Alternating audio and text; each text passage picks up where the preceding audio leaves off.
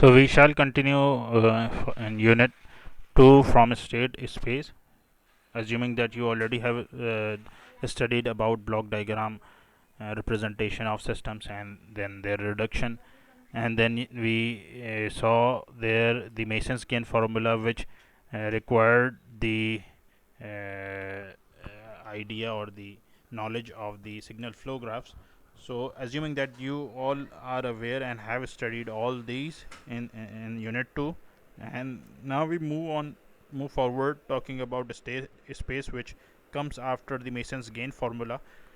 So I'll discuss the brief first. What exactly is a state space representation of a system, starting with certain uh, concepts. So we learned that the DC servo motor, which is represented by schematic as shown in the figure on left side, and during our unit 1 and part of unit 2 that we have gone through, we saw that the system can be represented either by the schematic diagram as shown in this figure. So this is the schematic of the armature controlled DC servo motor, and then we learn another sort of representation, which is mathematical representation of the system. So which is represented by a set of equation. So these set of equations represent mathematically the system which is shown on left side. Then again, one form of representation is called the transfer function that we learned in unit 1. So transfer function is again a system representation, assuming that the system has only one input and one output and the initial conditions are 0. Likewise, then we talked about the block diagram representation of the system. The one is shown here. So this is the block representation of an armature controlled DC servo motor. Then from unit 2 we learned the signal flow graph representation of the block diagram, so which looks something like this. So this particular block diagram can be reduced to SFG as shown here, and from this SFG the transfer function can easily be obtained. So these are the representations that we are aware of and we studied in our previous lectures, that any system can be represented by any of these representations. But now we will discuss about another sort of representation called the state space or modern time domain approach. So in this type of representation, we are normally going to see things something like this in matrices form. So I'll discuss each and every aspect, each and every component of this state space representation, and what benefit does this sort of representation offers over all the previous one will be also be discussed point to point. So now, when we discussed about the linear time invariant systems and the transfer function, we were taking certain assumptions there, and LTI differential equations and transfer function are inadequate for modeling all control systems. So this is because that there were certain assumptions that we were taking, and because of those assumptions we say that the representation that we came through across are not sufficient. The state space approach is a unified method for modeling, analyzing, and designing a wide range of systems. State space can be used to represent. Now what I'm going to discuss is something that was the drawback for the previous things that we have studied, the transfer function model. So transfer function model was in fact not applicable to non-linear system. So non-linear system mean that the system will be exhibiting either backlash or saturation or dead zone or all of these. So state space representation takes into account the non-linearity of the system as well. So shown over here, you can observe the first figure shows the saturation that occurs in system. Then the second figure corresponds to the backlash error, and then third figure corresponds to the dead zone. Then state space takes into account the non-zero initial conditions, which were taken 0 when we talked about the transfer function model. The third is state space is capable of representing the time varying systems, and fourth, it takes into account the multi-input multi-output systems. So MIMO systems or multi-input multi-output system is something that can inherently be solved using state space representation, which otherwise is impossible in case of transfer function representation, because transfer function only deals with system having either having only one input and one output. So if you're going to have more than one input and or one output, then in that case you are bound to use the state space representation of the system. So system models of state space representation can be used with digital computer in the loop or to model systems for digital simulation. So this is again one more benefit of a state space representation, is that it can be implemented easily on a computer for simulating the model, which in fact is difficult for other type of representation. So if you talk about the representation of the system on computers, then state space is something that makes the representation easy on the PC, on the computers, while the remaining methods with their associated drawbacks are difficult to be represented on the computer.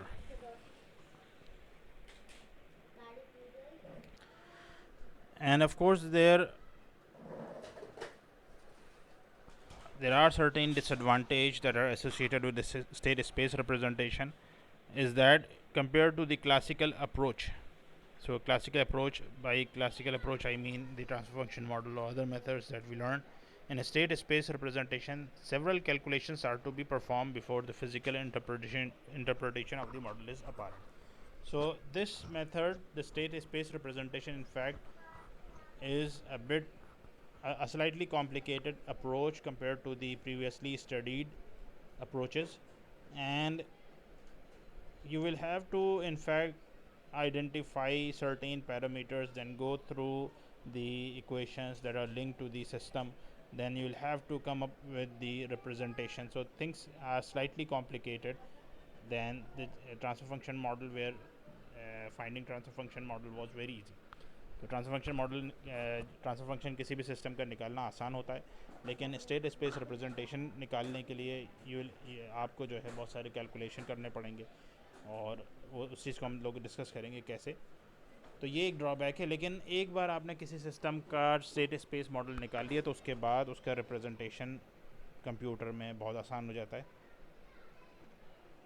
So before trying to find the state space representation, let us first try to understand what these terms mean, starting with the term state.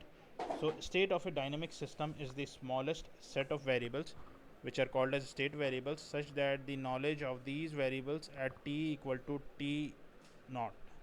So this t naught in most cases is taken as 0, the initial time. If in case 0 is not mentioned, you will be having some other time.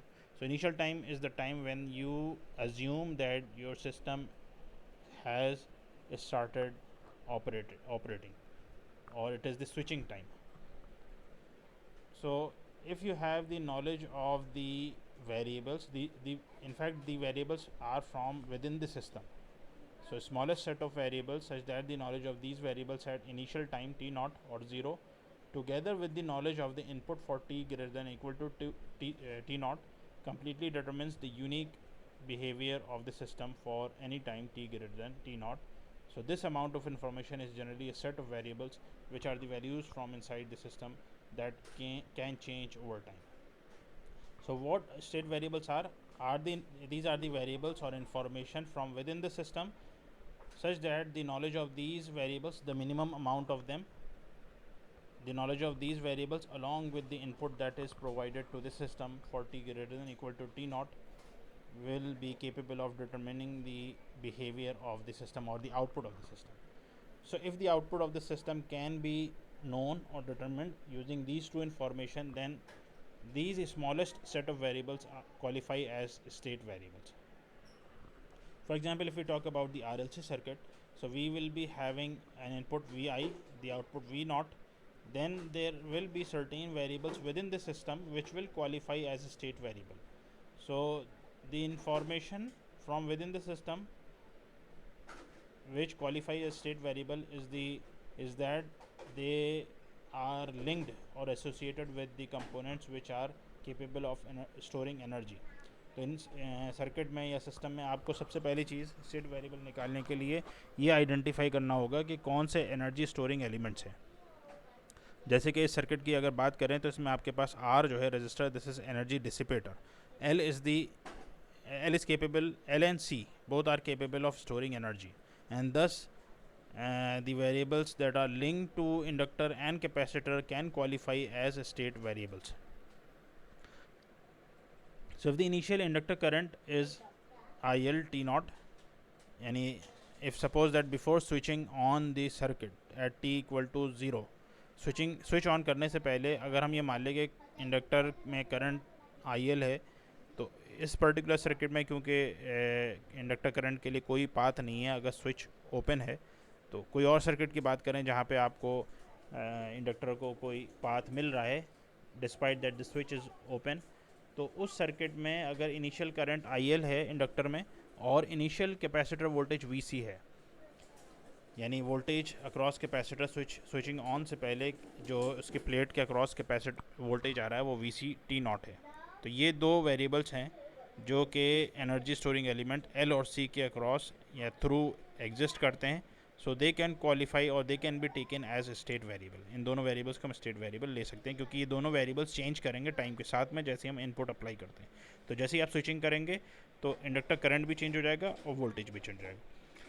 तो ये दो, यानी कभी भी आपको state variable identify करना है तो सबसे पहले आप आइडेंटिफाई करेंगे कि उस सिस्टम में एनर्जी स्टोरिंग एलिमेंट्स कितने हैं, उसी के अकॉर्डिंग आपको। अब इसमें इंडक्टर के केस में क्योंकि energy is stored in the form of magnetic field and eventually in the form of current, तो करंट जब फ्लो करेगा इंडक्टर में तो मैग्नेटिक फील्ड एग्जिस्ट करेगी, तो वहाँ पे आप एनर्जी स्टोर करे हुए हैं।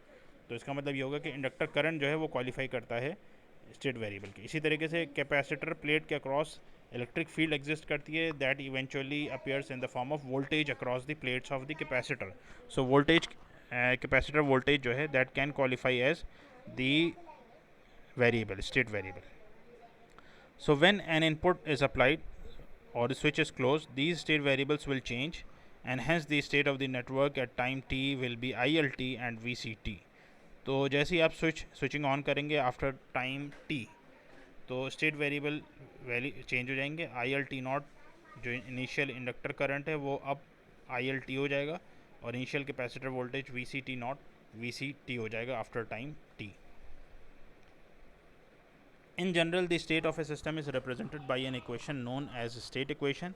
The general form of state equation is as follows. तो स्टेट स्पेस रिप्रेजेंटेशन में दो तरह की इक्वेशन आप एनकाउंटर करेंगे। पहली है स्टेट इक्वेशन, दूसरी कहलाती है आउटपुट इक्वेशन। तो स्टेट इक्वेशन के जो जनरल रिप्रेजेंटेशन है वो x dot equal to AX plus BU है, और फिर दूसरी इक्वेशन है आउटपुट इक्वेशन जिसका रिप्रेजेंटेशन है y equal to CX plus DU। तो ये दो इक्वेशंस कलेक्टिवली इनको हम कहते हैं स्टेट स्पेस रिप्रेजेंटेशन। अब इसमें x डॉट x क्या है, x रिप्रेजेंट करता है स्टेट वेरिएबल्स मैट्रिक्स को। तो जितने भी फॉर एग्जांपल अगर प्रीवियस RLC की बात करें तो उसमें आपने दो वेरिएबल्स को आइडेंटिफाई करा है स्टेट वेरिएबल, तो x वहाँ पे क्या रिप्रेजेंट करता है, x रिप्रेजेंट करेगा मैट्रिक्स जिसमें होंगे IL और VC प्रीवियस एग्जाम्पल के केस में। तो x जो है वो एक मैट्रिक्स होगा जिसके अंदर स्टेट वेरिएबल्स होंगे। इसका मतलब ये होगा कि x डॉट क्या हो गया, x डॉट का मतलब d by D T of x। तो d by D T of x क्या हो गया, ये स्टेट चेंज हो गया। तो state change will be equal to AX plus BU। U क्या है, U is the input to the system. जैसे प्रीवियस केस में RLC के केस में VIT जो है वो इनपुट था, वोल्टेज इनपुट था स्विच के साथ में। तो U वहाँ पे जो है एक मैट्रिक्स रिप्रेजेंट करेगा जिसमें VIT इनपुट हो जाएगा, क्योंकि एक ही इनपुट है इसलिए U का जो एलिमेंट होगा वो भी एक होगा। Y जो है आउटपुट होता है, तो Y आउटपुट इक्वेशन में हम लिखते हैं output Y। Previous example RLC के केस में आउटपुट Y जो था वो VCT था, V नॉट T था जो कैपेसिटर के अक्रॉस वोल्टेज था। तो Y के अंदर में जो है वो एलिमेंट्स आएंगे जो आउटपुट को रिप्रेजेंट करते हैं। जैसे पिछले केस में आपके आउटपुट जो है वो क्या थे, तो V नॉट T जो है दैट करस्पॉन्ड्स टू द आउटपुट, और एक ही आउटपुट है इसलिए Y मैट्रिक्स में सिर्फ एक ही एलिमेंट होगा V नॉट। X इसमें y equal to C X, X same वही मैट्रिक्स होगी जो आपने प्रीवियस इक्वेशन में यूज़ करी है, यू भी वही मैट्रिक्स होगी जो आपने इस इक्वेशन में यूज़ कर रखी है। अब बात करते हैं ए बी सी डी की। तो A B C D for t greater than t naught and initial condition x t naught, the system's state space representation is given by the following equations. तो ये दो equations they are collectively called as state space representation और state variable representation। और x dot का मतलब होता है d by dt of x। अब इसमें x को हम x क्या चीज़ है, स्टेट वेरिएबल या वेक्टर। अगर क्योंकि हम मैट्रिक्स फॉर्म में रिप्रेजेंट करते हैं तो ये स्टेट वेक्टर हो सकता है। एक्स डॉट रिप्रेजेंट करता है स्टेट चेंज, वाई जो है वो है आउटपुट वेरिएबल और वेक्टर, यू इनपुट और कंट्रोल वेक्टर होता है। इस वेक्टर का मतलब ये है कि आपके पास में मोर देन वन वेरिएबल होंगे, इसलिए हम इसको वेक्टर भी कह रहे हैं। ए कहलाती है सिस्टम मैट्रिक्स, बी है इनपुट मैट्रिक्स, सी कहलाती है आउटपुट मैट्रिक्स और डी होती है फीड फॉरवर्ड मैट्रिक्स। तो ये चार मैट्रिक्सेस हैं ए बी सी डी, और इनको आप आइडेंटिफाई करेंगे after writing the mathematical equations for any given system. तो इसको हम स्टडी करेंगे कैसे हम इन इक्वेशंस को ऑब्टेन करते हैं for any system. So a minimum of possible system variables are chosen from the system which are called as state variables. अच्छा, ये इंपॉर्टेंट है, देखिए कि स्टेट वेरिएबल्स, क्योंकि सिस्टम के अंदर बहुत सारे वेरिएबल्स हो सकते हैं, लेकिन आपको उनमें से मिनिमम नंबर निकालना है जो आपकी इंफॉर्मेशन को कंप्लीट कर दे। इतने भी कम ना हो कि इन्फॉर्मेशन कंप्लीट ना हो रही हो। तो कंडीशन ये है कि आपके पास मिनिमम सेट ऑफ वेरिएबल्स होने चाहिए जिनके साथ में अगर इनपुट की इन्फॉर्मेशन है तो आउटपुट बिहेवियर आपको पता चल जाए, यानी आप उसको डिटरमिन कर लें आउटपुट को, तब तो वो वेरिएबल्स जो आपको दिए हुए हैं वो स्टेट वेरिएबल क्वालिफाई करेंगे। तो any other remaining system variables can be evaluated algebraically from the variables in the subset.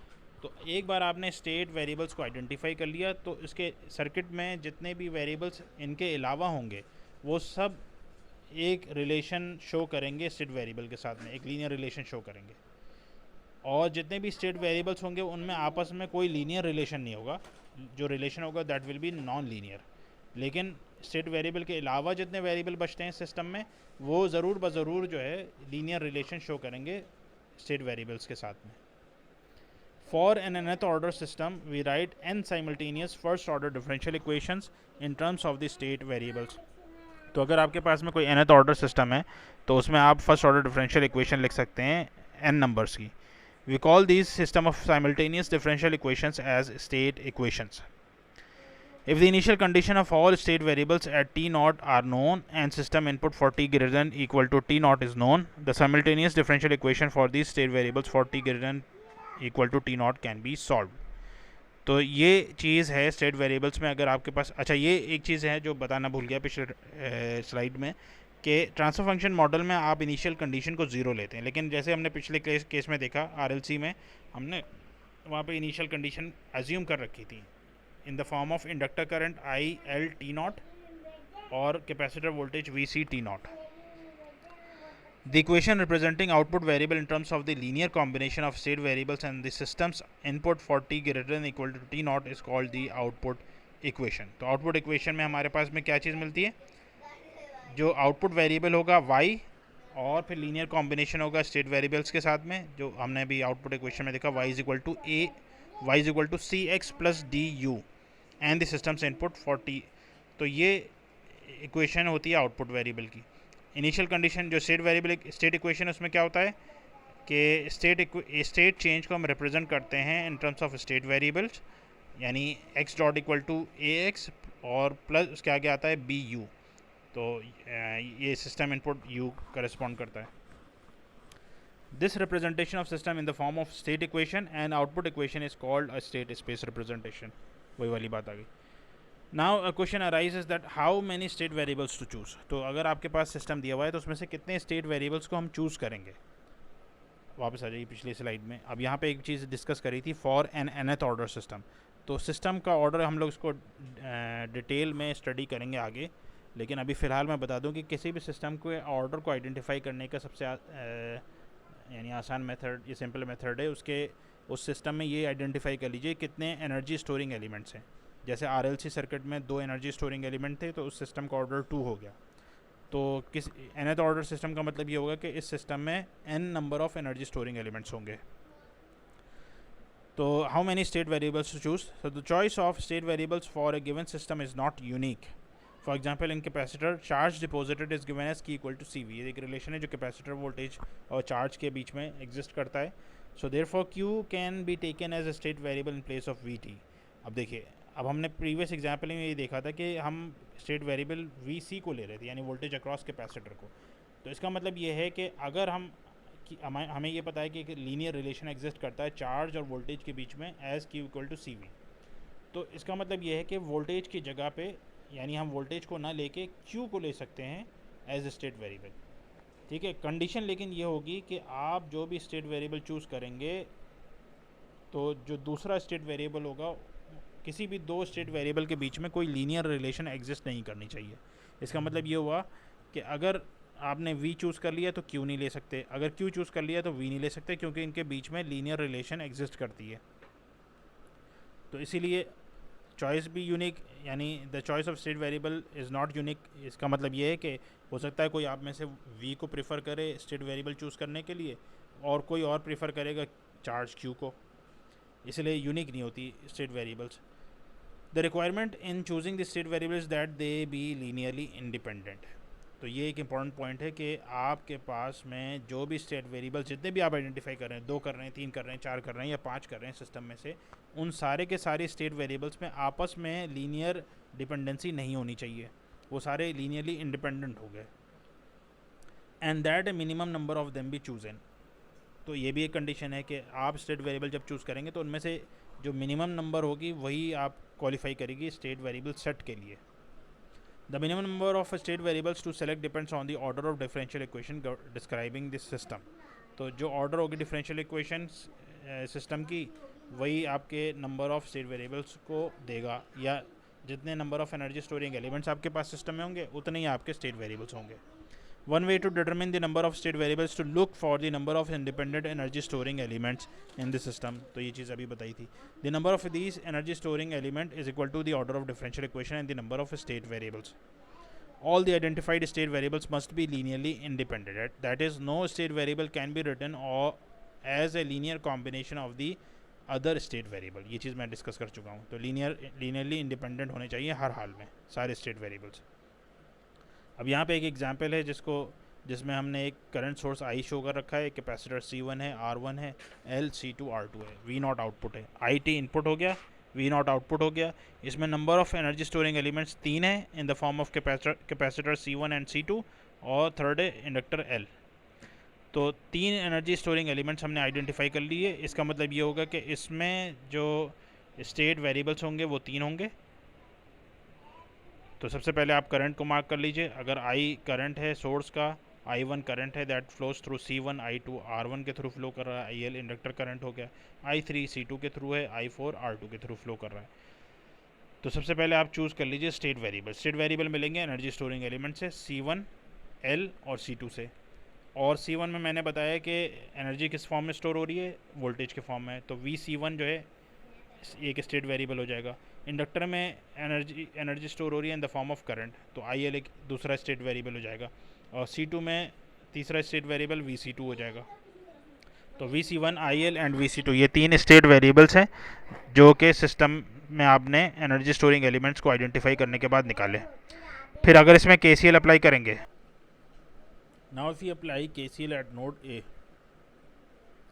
तो यहाँ पे नोड A मार्क कर लीजिए, यानी इस पॉइंट को नोड A कह लीजिए और इस पॉइंट को हम नोड B कह देते हैं. तो KCL जब आप अप्लाई करेंगे नोड A में, तो इक्वेशन आपको मिलेगी IT जो सोर्स करंट है, और ये डिवाइड हो रहा है I1, I2 और IL में. तो I को लिख सकते हैं हम I1 plus I2 plus IL by KCL, Kirchhoff's current law. अब देखिए इस इक्वेशन में अगर आप देखेंगे तो I जो है वो इनपुट है जो कि आपको देगा U स्टेट वेरिएबल. अगर दोबारा हम लिख लें यहाँ पे, तो हमें इस सिस्टम का स्टेट स्पेस रिप्रेजेंटेशन चाहिए. स्टेट स्पेस रिप्रेजेंटेशन में हमारे पास 2 इक्वेशन होती हैं. पहली इक्वेशन होती है x dot equal to AX plus BU. तो हमें जो भी रिलेशन मिलेंगे या इक्वेशंस मिलेंगे सिस्टम में से, उसमें हमें ये इंश्योर करना होगा कि ये सारे इक्वेशंस में वेरिएबल्स इसको क्वालिफाई करते हैं। तो आउटपुट इक्वेशन होती है सी एक्स प्लस डी यू।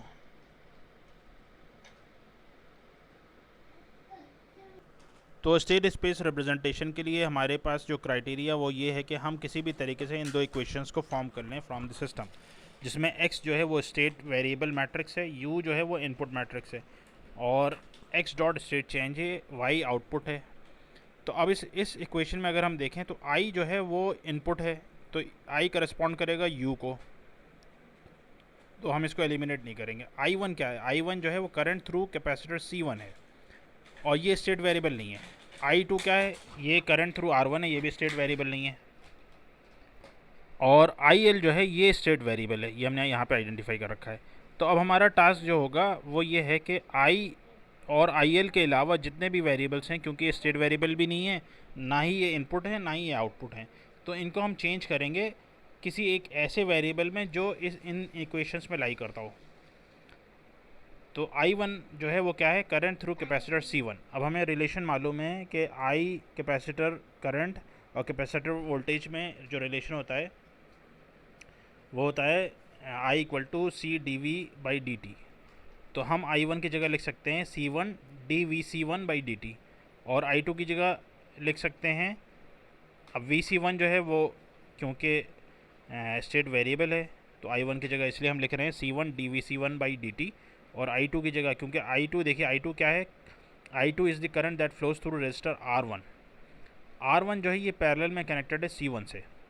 इसका मतलब ये होगा कि वोल्टेज जो C1 के अक्रॉस अपीयर हो रहा है वही वोल्टेज अपीयर होगा R1 के अक्रॉस। इसका मतलब I2 कितना हो जाएगा? I2 हो जाएगा वोल्टेज जो R1 के अक्रॉस है divide by R1 by Ohm's law, और R1 के अक्रॉस जो वोल्टेज है वो VC1 है। तो हम I2 की जगह लिख सकते हैं VC1 बाई R1। तो इसको फर्दर हम लिखेंगे I equal to C1 D V C1 by D T plus VC1 by R1 plus IL। अब इस इक्वेशन में हम देखें ये इनपुट U के करस्पॉन्डिंग आ गया, ये स्टेट वेरिएबल VC1 है, इनपुट ये हो गया, ये स्टेट वेरिएबल VC1 मिल गया हमें, इनफैक्ट ये स्टेट चेंज मिल गया x डॉट के करस्पॉन्डिंग, ये स्टेट वेरिएबल VC1 है, ये भी वेरिएबल है स्टेट वेरिएबल। तो हमें इक्वेशन 1 मिल गई, इसमें अब हमें कोई चेंज नहीं करना है। इक्वेशन 1 से हमें स्टेट चेंज मिल जाएगा, यानी VC1 डॉट मिलेगा इन terms of state variable VC1, IL and input I। फिर इसी तरीके से हम KVL अप्लाई करेंगे इस लूप में। तो इस लूप में अगर आप देखें KVL अप्लाई करेंगे तो VC1 is the voltage across R1, VL is the voltage across inductor, और VC2 जो है वोल्टेज अक्रॉस कैपेसिटर है। तो KVL आप लोगों ने पढ़ रखा है, करंट हमने आइडेंटिफाई कर लिया, अगर इसको प्लस ले लिया आपने, ये माइनस है हो गया क्योंकि करंट प्लस से माइनस जाता है, ये प्लस हो गया, ये माइनस हो गया, ये प्लस हो गया, और ये माइनस हो गया। तो अगर आप KVL अप्लाई करेंगे इस लूप में तो VR1 माइनस से प्लस प्लस हो गया, प्लस से माइनस माइनस हो गया, माइनस VL, और प्लस से माइनस माइनस हो गया VC2। तो VC1 minus VL minus VC2 is equal to 0। ये आपको KVL अप्लाई करके रिलेशन मिल गया। अब इसमें इस पर्टिकुलर रिलेशन में हम देखेंगे VC1 जो है ये क्वालिफाई करता है as a state variable, VC2 भी स्टेट वेरिएबल है, VL जो है ये स्टेट वेरिएबल नहीं है, तो VL को हम इन टर्म्स ऑफ स्टेट वेरिएबल या इनपुट लिखेंगे। अब VL जो है वोल्टेज है अक्रॉस इंडक्टर, लेकिन इंडक्टर में हमें स्टेट वेरिएबल IL मिल रहा है, तो VL की जगह हम इंडक्टर करंट लिख देंगे। तो इंडक्टर करंट और VL के बीच में जो रिलेशन है वो है VL equal to L DIL by D. तो अब हमें रिलेशन मिल गया VC1 minus L DIL by D minus VC2।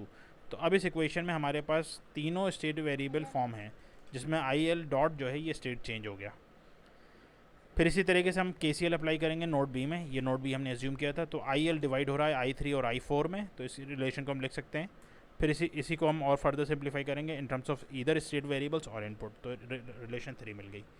अब इक्वेशन 1 2 3 को हम इन टर्म्स ऑफ स्टेट चेंज लिखेंगे। तो स्टेट रिलेशन 1 में हमें जो मिला था उसमें VC1 डॉट आ गया इन terms of VC1 IL and I। तो रिलेशन 1 देख लीजिए एक बार और, ये रिलेशन 1 है, तो इसमें VC1 डॉट ये है, इसको एक तरफ लेफ्ट हैंड साइड में ले गए, बाकी सारे टर्म्स को राइट हैंड साइड में ले जाएंगे, तो हमें ये रिलेशन मिल जाएगा। तो ये हो गया x डॉट, और ये VC1 IL x को करस्पॉन्ड करेंगे, I इनपुट को करस्पॉन्ड करेगा। फिर इसी तरीके से IL डॉट मिल जाएगा इक्वेशन 2 से, और इक्वेशन 3 से हमें मिल जाएगा vc2 डॉट। तो अब देखिए लेफ्ट मोस्ट साइड में जितने भी वेरिएबल्स हैं ये करस्पॉन्ड करते हैं स्टेट चेंज को, और राइट साइड में या तो आपको स्टेट वेरिएबल्स मिल रहे होंगे या फिर इनपुट मिल रहा होगा। तो अब इक्वेशन 4, 5, 6 को हम यूज़ करके मैट्रिक्स फॉर्म बनाएंगे या वेक्टर फॉर्म बनाएंगे। तो 4, 5, 6 को दोबारा लिख लेते हैं, इनकी वेक्टर फॉर्म ये हो जाएगी। हमने क्या करा, हमने इन वेरिएबल्स जो स्टेट चेंज वेरिएबल्स हैं इनको उठा के एक मैट्रिक्स में डाल दिया। अब ये जो मैट्रिक्स मिली है हमें ये करस्पॉन्ड कर रही है एक्स डॉट को। जब हमने एक्स डॉट, अच्छा इसमें इंपॉर्टेंट चीज़ ये है कि जिस ऑर्डर में हमने एक्स डॉट को लिखा है उसी ऑर्डर में हमें एक्स मैट्रिक्स को लिखना होगा। यानी अगर VC1 पहले लिया है, VC1 डॉट, यहाँ IL डॉट दूसरा लिया है और यहाँ तीसरे पे VC2 डॉट लिया है, तो यहाँ पे भी हमें वही ऑर्डर फिक्स करनी पड़ेगी, VC1 IL VC2। अगर हमने यहाँ VC1 पहले लेके यहाँ IL पहले ले लिया तो गलत हो जाएगा आंसर। तो ये ऑर्डर एक्स डॉट की और एक्स की ये सेम होनी चाहिए। अब इक्वेशन 1 में अगर हम देखें, ये वाली इक्वेशन को देखें, तो VC1 dot is equal to -1/R1C1 है मल्टीप्लाइड बाई VC1। तो VC1 से जो टर्म मल्टीप्लाई हो रहा है वो क्या है, -1/R1C1, उसको यहाँ पे लिख दिया। IL से जो टर्म मल्टीप्लाई हो रहा है वो है -1/C1, उसको यहाँ पे लिख दिया, ये IL से मल्टीप्लाई हो जाएगा। और VC2 जो है उसका कोई टर्म भी नहीं है इस इक्वेशन में, तो इसको हमने 0 लिख दिया, 0 मल्टीप्लाइड बाई VC2। अब ये इनपुट में बच गया I, तो ये आई यहाँ लिखा हुआ यानी यू को करस्पॉन्ड करता है, और मैट्रिक्स हो जाएगी ये 1 और ये फिर ये 0 दूसरी इक्वेशन से। इसी तरीके से दूसरी रिलेशन आप देखेंगे तो इससे ये एलिमेंट्स मिल जाएंगे दूसरी रो के, और तीसरी इक्वेशन तीसरे रो के एलिमेंट्स मिल जाएंगे। तो अब आपको ये रिलेशन मिल गया एक्स डॉट इक्वल टू, ये मैट्रिक्स हो गई ए, ये हो गई एक्स और ये हो गई बी, ये यू। तो A X dot equal to A X plus B U form मिल गई। अब आउटपुट रिलेशन निकालने के लिए हमारे पास जो आउटपुट है वो V नॉट है, and that is the voltage that appears across resistor R2 और C2। तो V नॉट को यानी आउटपुट वोल्टेज जो है वो डायरेक्टली हम लिख सकते हैं इक्वल टू VC2 के। तो उसके लिए फिर हमें क्या हो गया, Y which is V not equal to, ये X जो है ये सेम रहेगा जो हमने यहाँ यूज़ कर रखा है, उसको एज इट इज़ लिख देंगे यहाँ पे, और I को एज इट इज़ लिख देंगे क्योंकि V आउटपुट के टर्म में इनपुट का कोई दखल नहीं है, कोई टर्म नहीं आ रहा है, इसलिए ये पार्ट 0 हो गया, यानी मैट्रिक्स D 0 हो गया, और 0 0 1 कर दिया क्योंकि V नॉट VC2 के बराबर है। तो ये दोनों इक्वेशंस, ये पहली वाली स्टेट इक्वेशन है, दूसरी आउटपुट इक्वेशन है, इन दोनों को कलेक्टिवली हम कहते हैं स्टेट स्पेस रिप्रेजेंटेशन। तो इसमें अगर आपको किसी डाउट है, कोई क्वेश्चन है, क्वेरीज है, तो आप मुझसे अभी लाइव आके पूछ सकते हैं।